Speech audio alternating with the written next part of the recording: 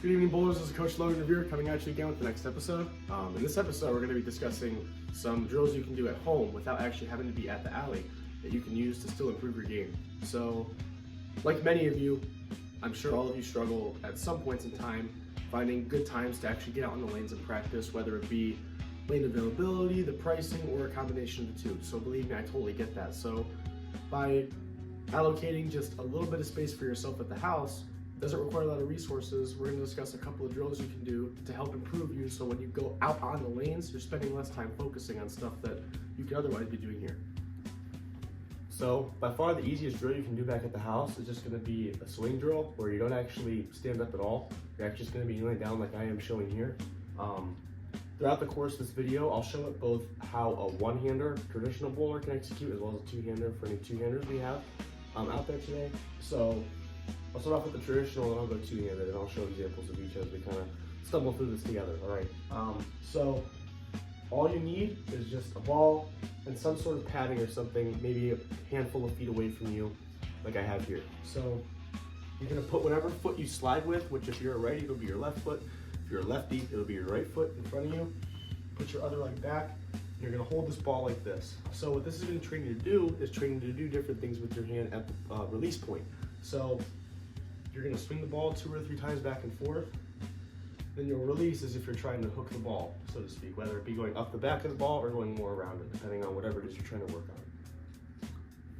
Like that. And then it goes in the padding and comes back at you. So this is by far the most critical drill you can do at home, because this is going to teach your hand to do different things to create a different shape of the ball you're looking for down lane. So for example, if I'm looking to go more up the back of the ball and not hit it as much around it and get it to hook as much, I can do that here.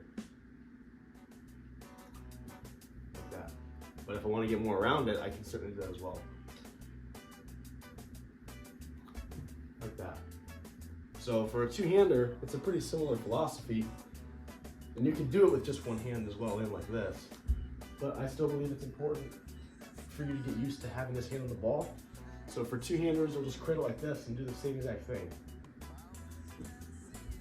I can work on going up the back or around it.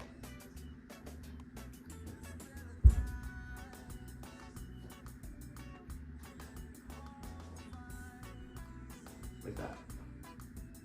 So doing this at home is going to help you get a really good feel for the types of things you should be looking for when you're throwing. So when you actually get on the lanes, you can kind of translate what you're feeling when you incorporate the whole approach into what you felt just doing it, isolating the approach here at the house.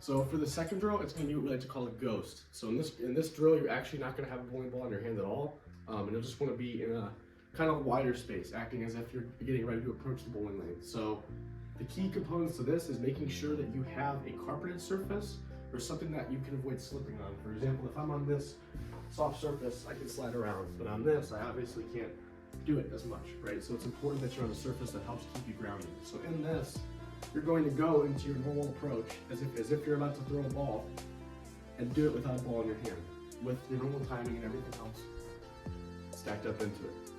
So what this is going to promote is a lot of things. So obviously, given that we don't have a bowling ball, there's however much weight of ball you have that you're not swinging around, whether it be one-handed or two-handed, right? So it's important that during this release, you're isolating the factors that you can control without the ball in your hand. So obviously, hand position is no longer a factor, right? So you can just get that out of your mind for now. But what this allows you to do is really focus on your balance, consistency at the release, and making sure that wherever you start, your end is in the same place each time. So for many of you, I know when you go out on the lanes, or whether you're doing a drill like the swing drill that we just discussed previously, you can execute the release position with your hand perfectly, but the minute you incorporate your approach, you lose it. Right? I've fallen victim to this, a lot of you have fallen victim to this, and you're often finding yourself getting confused as to why. Well, by not having a ball in your hand, isolating the approach completely, this helps you very easily identify where the points of friction and contingency are moving forward so that you can properly address those before you start worrying about your hand position. Because until you can have a consistent release, whether it be one-handed or two-handed, whatever the case may be, until you can perfect that, we in no means can expect you to execute a good shot without throwing it without a ball. So doing this maybe 5 or 10 times immediately following once you work on the swing drill and stuff, which I would argue the swing drill is much more important anyway.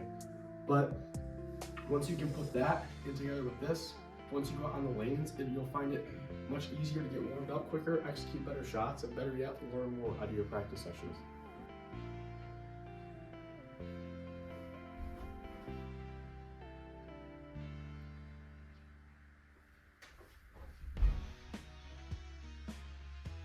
So for this last drill, this drill kind of goes hand in hand with the swing drill and the ghost drill, which is going to be the power step drill. So the second to last step you take for every bowler is going to be where most of your power is generated. Traditionally, if you're a right-handed bowler, it's your right leg.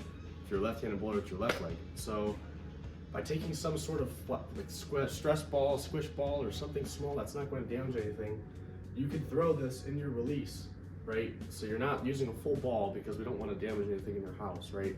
But by using this, you at least have something in your hand, and where your focus is going to come from is from trying to generate as much power from the leg as you can. So obviously this is really easy to swing, right? There's no weight to this, but your ball has weight to it. So by aligning yourself with a surface, whether it be doing a 1-step, 3-step, however many steps you choose to take, I always advise doing 1 step to start so you can help train your muscle memory and build off that.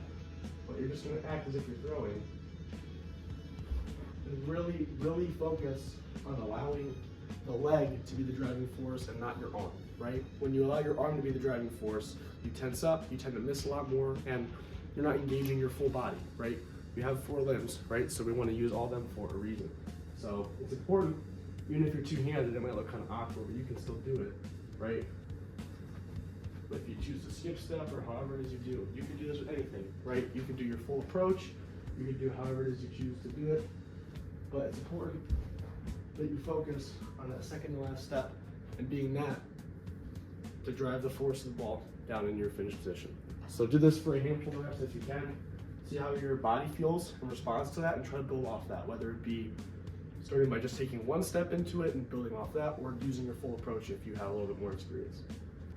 And last, but certainly not for the least, is going to be how you treat your body off the lane. And yes, I am talking about physical fitness and your diet. So for any sport, whether it be golfing or football, how you take care of your body and how you fuel your body is going to directly contribute to your performance on the lanes. So even if you don't have your own equipment at home, by doing workouts, like even with your bowling ball, like practice swinging the ball, get used to the weight, whether it be one-handed or two, right? Getting used to lugging that weight around, you can even bring it over your head like this. Different exercises like that you can do with your actual ball. All of these are going to directly translate to how you perform in the lane, right? If you struggle to lift the ball around, you're going to struggle to perform well, right? And if you don't fuel your body with what it's asking you to be fueled with, you're not gonna, well, 1, you're not gonna feel great for 1, and we don't want that, right? But 2, you're not gonna perform well, right? So whether it be going in for practice, going in for a match, going in for a tournament, whatever the case may be, you need to make sure that you're spending adequate time stretching before you get on the lane, eating before you even get into the bowling center, right? Because we don't want to be fueling mid-game. It's important you fuel prior to being in it, right? So you're feeling at your best the whole time, okay? So doing different workouts at home, looking up different things you can do with the bowling ball, swinging it, rolling it around, rolling it, all that different stuff is going to help train your muscle memory, not only your muscle memory, but your muscles as well. So that's all we have for the episode. As always, if you have any questions, make sure to leave them in the comment section below. If you like the content, please subscribe. I'm hoping to get to 50 subscribers here soon so I can start live streaming on this channel instead of using my other one that has subscribers. So please like and subscribe so I can get us up to that threshold so I can start live streaming for all of you. And as always, take care. Have a good one.